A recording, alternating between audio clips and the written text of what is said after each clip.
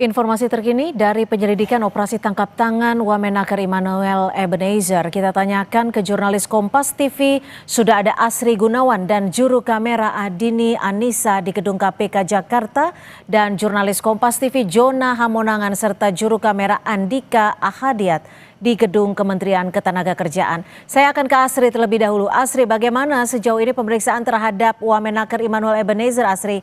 Kapan ada penetapan status hukum terhadap Wamenaker ini akan diumumkan?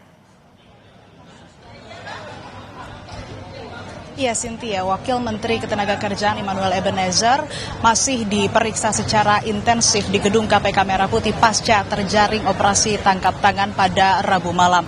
Pemeriksaan ini tentu diperlukan untuk mendalami kasus dugaan pemerasan terhadap perusahaan terkait dengan pengadaan atau pengajuan sertifikasi K3 atau keselamatan dan kesehatan kerja. Dan informasi yang dikonfirmasi oleh Wakil Ketua KPK Fitroh Rohcayanto bahwa selain Noel ada lebih dari 10 orang yang turut diperiksa terkait kasus ini, dan diantaranya termasuk juga pejabat dan ASN di Kementerian Ketenagakerjaan.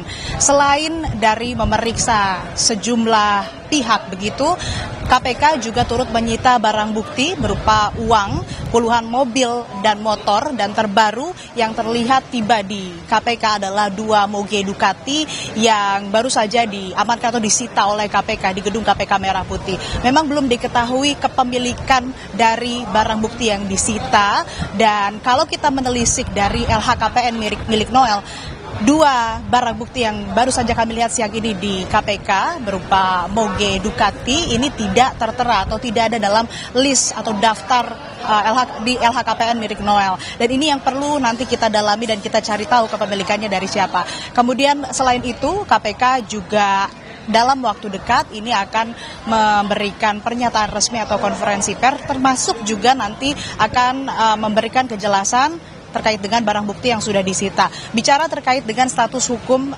Immanuel Ebenezer atau Wakil Menteri Ketenagakerjaan, saat ini statusnya masih sebagai terperiksa, dan KPK memiliki waktu 1 kali 24 jam untuk menetapkan status hukum Immanuel Ebenezer. Kalau kita lihat dari pernyataan Wakil Ketua KPK Fitroh Rohcayanto bahwa Immanuel Ebenezer ini di OTT atau terjaring OTT pada Rabu malam kemarin, maka tentu 1 kali 24 jam di Kamis malam ini KPK harus menentukan status hukum dari Immanuel Ebenezer. Memang tidak dirinci waktunya pukul berapa, sehingga kita akan cermati dan tunggu bersama kapan kemudian penetapan tersangka terhadap Immanuel Ebenezer akan dilakukan. Termasuk tadi dari jubir KPK Budi Prasetyo mengatakan beberapa saat lagi KPK akan menggelar konferensi pers dan memperlihatkan barang bukti yang sudah disita oleh KPK dalam kasus dugaan pemerasan terhadap perusahaan terkait pengadaan atau pengajuan sertifikasi K3 atau keselamatan dan kesehatan kerja. Sementara demikian kita cermati bersama, Cynthia. Dari Asri Gunawan kita akan bergeser ke Gedung Kemenaker Jakarta. Sudah ada Jona Hamonangan. Jona, sudah adakah sikap ataupun pernyataan resmi dari Kementerian Ketenagakerjaan usai Wamenakernya terjaring operasi tangkap tangan, Jona?